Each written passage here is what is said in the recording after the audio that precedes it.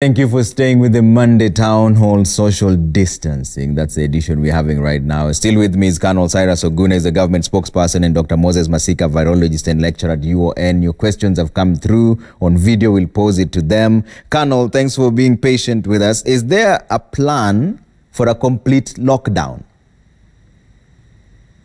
A lockdown is something that is already it's always on the table, but we don't want to get there. And will not get there if our people are able to obey the advisory and measures that have been put in place by the government. It is a place that no country wants to go. No society is comfortable with it. And we expect that if people obey what the government has been saying, we are not likely to get there. So you say the plan is on the table, but what plans does the government have for Wanjiku if there's an actual lockdown? It is a consideration that the government is looking at. You know, we don't know for sure how this thing may pan out. Like Dr. Masika has said, and like other doctors have always said, that this situation is a very new situation, and therefore how it may pan out is something that we can only be, speculate about. But looking at what has happened in other jurisdictions, we as a government and a society, it is our desire not to get there. And the only way we cannot get there is by being able to flatten our curve as early as possible. And the only way to do that is to be able to obey the advisories and the measures that the government has been able to put in place. But what are the indications right now? Because I know you know the trajectory in the research. What is it showing? Are we in the right direction to flatten the curve, or are we heading towards the lockdown? We are in the right direction. We have seen a lot of improvement. Many people are obeying the advisories. And if we stay that way, we are likely to flatten our curve very, very early and may not get to a lockdown. Okay. So we've seen some direction being given in Eldoret whereby an OCS is asking the people to close down their shops immediately. Is that official? Those are just measures to ensure that the advisories are adhered to and that the curve is flattened pretty early.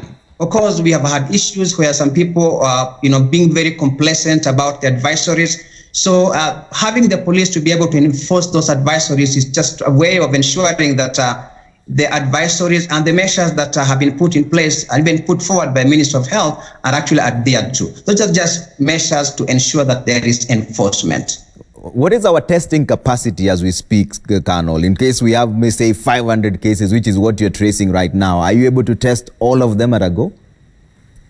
We are in a good place. Let me just put it that way. We are in a very, very good place. We have sufficient kits to be able to test many, many people. So people should not be worried about our testing capacity. We have sufficient kits. We have necessary infrastructure in terms of... Yeah, go ahead. Infrastructure. Hello? Yes, I can hear you, Colonel. Go ahead. Infrastructure. We have got several labs. Now we are testing people in many, many labs, all the way from Busia to Kilifi. So people should not be concerned about the fact that we may not be having sufficient capacity or, adequate kits to be able to carry out tests. So we are in a good place as a society. Put a figure for me, Colonel. How many can we test? Because there was also concern that we're running out of test kits. We are not running out of test kits. Trust me, we're in a good place. We can test as many as would be able to come at one given moment, for as long as we are able to obey the directives and advisories that have been issued by the government. Do we have a figure, Colonel? How many can we test?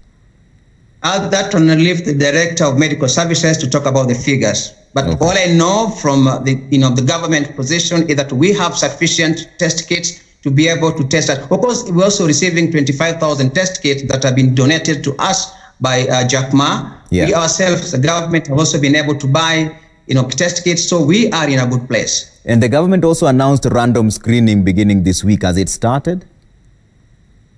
Random screening is going on. Of course, yesterday on Sunday, there was random screening that took place in town, railways and Tirum and other parts of the country. So yes, it has been going on and it will go on until such a time when our curve will have flattened completely. Or doesn't that then deplete the resources that we already have? Because many people are wondering, you've received some money, about 7.4 billion from CBK, another 6 billion from World Bank. How is this going to be spent to ensure that Kenya has the capacity to fight? There's a lot that needs to be done. There's a lot that needs to be done. But when you talk about random screening, we're basically using the thermal gun to be able to screen people,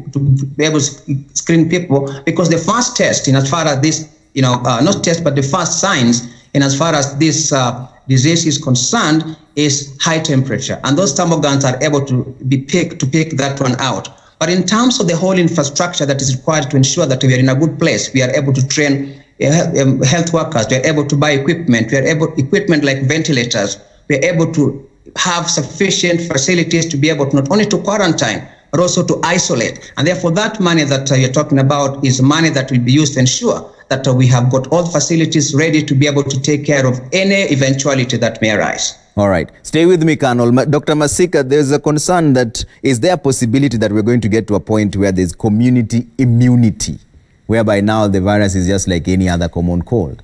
And how long will it take for us to get there? Well, community immunity or herd immunity would be great, because it's basically when you have enough people in the community immunized or immune against, say, COVID-19, such that you decrease the transmission of that disease. And that is because, for example, if I were to use you as an example, Trevor, if everybody at your studio was immune from COVID-19 except you, and you got infected, you will not be able to infect anyone else in that studio. That means you will not be able to spread to somebody else because the people surrounding you are immune. So that is what we call herd immunity. Now, we, of course, would love to have community immunity for COVID-19.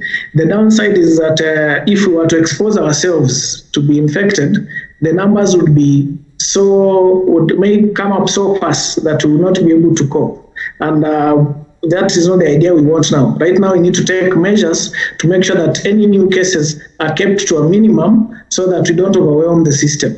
If after a long time we are able to have community immunity, it will be a good thing, or herd immunity will be a good thing. But right now, if we can't expose ourselves in order to get herd immunity, because if we did, we would have so many cases coming up that the system would easily give way, and that would expose many people to either severe illness or even death if you cannot be able to attend to them. So community immunity is a good thing, but given the situation we are having, it will not be good. You can get immunity from infection, or you can get immunity from vaccines.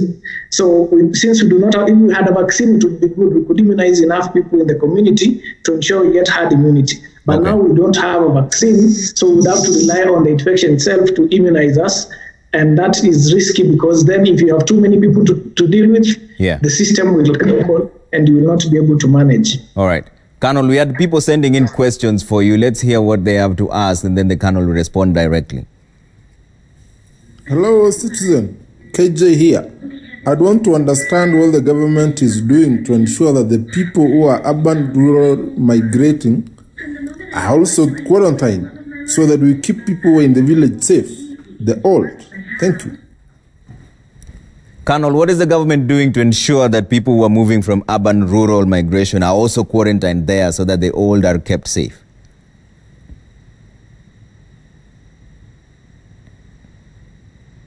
All right, we seem to be having a slight challenge with Colonel Cyrus. Colonel, can you hear me? The question is, what is the government doing to ensure urban, rural migration is sort of tamed and the people who go there and are self-quarantine as well? All right, we seem to be having a slight challenge there with the Colonel. Masika, there are many questions for you as well. Let's play another one for Dr. Masika, who will respond on that.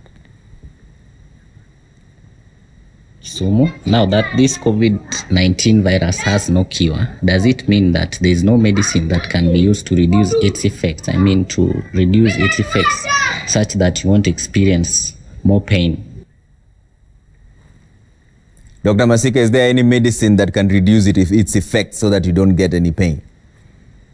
Yes, indeed there is. Although we do not have a cure for COVID-19, we do treat these patients. And because they will present with fever, you can treat their fever. When they present with pain, you can treat the pain. If they are having difficulty in breathing, you can give them oxygen and other medical assistance to ensure that they get enough air to their lungs. There are other symptoms that they may present with that we are able to treat to make them comfortable and to preserve their life so that the body can fight and clear the infection. So yes, although there is no cure, specific antiviral drug for this COVID-19, there is a lot that the hospital staff will do to help people who are sick and require their assistance. And this usually is what we call supportive treatment, whereby if the person presents with a certain symptom that is causing them discomfort or that is threatening their life, you're able to deal with it and help that person. All right. Let's pose another question that's coming through for Dr. Masika. I'm Mafat King from Naivasha. How long does it take for an infected person to recover from the virus? And after recovering, is there a possibility that the virus remains in the body? Dr. Masika? Yes. Now, as we had indicated earlier, the people who get mild to moderate disease, and by mild to moderate disease, I mean people will get anything except difficulty in breathing. It could be a fever, it could be a cough, it could be a headache. If they're not having any difficulties in breathing, these are people who are said to be having mild to moderate disease. They are likely to clear the infection within 2 weeks or so. So if they clear the infection, we've seen a few are still able to shed the virus from different parts of their body, be it the nose or sometimes even in stool, but we do not know if that virus is infectious or is able to infect other people. That is still ongoing work. So it is possible that even after recovery, they may have some virus shedding, and that's why those who have recovered are still put under quarantine for another 14 days after recovery, so that we make sure if the virus they are shedding can infect others, it doesn't do that.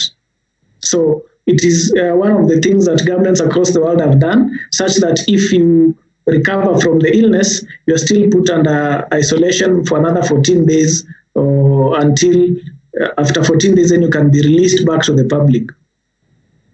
Dr. Moses, just as a final one from me, then how do we ensure now where we are right now? How do we win this fight? How do we win this war?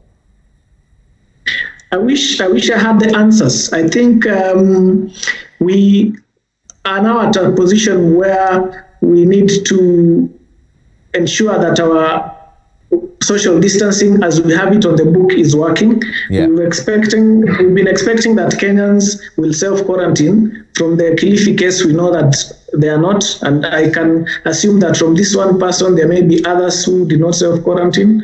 So we need to enforce or ensure that the measures that we've put in place are actually being implemented. Okay. If we've said that bars are closed, they should be closed. If we say that churches and other religious places should not congregate, they shouldn't. If we say that people who are not supposed to be or who have no business going to work or traveling around should be stay put, we should actually ensure that we follow those. Otherwise, we are just playing with fire, because once we get into community transmission, or where we start seeing that people in the community are getting randomly infected, we will have no choice but to lock down. We are already in a lockdown of sorts, because from Wednesday, we will not have any flights, and everybody who is coming in, whether Kenyan or not, will need to be quarantined for 14 days. I think the only things now that are remaining are to close down all offices except essential services and public transport, which is already regulated. So I would say the measures in place so far, if we follow them, would be sufficient for the risk that we've seen. But if the trend we've seen today or in the last 2 days of people breaking the rules of the quarantine continues, we are likely to see ourselves getting into a complete lockdown. All right, Dr. Moses Masika, thank you so much for making time for us this evening. We are taking a short break here on the Monday Report. When we come back, now we'll be speaking to Colonel Cyrus Oguna, who's the government spokesperson. Dr. Moses, asante for making heads and tails of this conversation for us. We'll definitely cross over to you again at some point, but not tonight. Thank you so much for making time. We're taking a quick quick break here on the Monday Report, social distancing edition. When we come back, you have a lot of questions for Colonel Cyrus Oguna. I'll get him back online. Then you can ask those questions, right? See you in just a bit.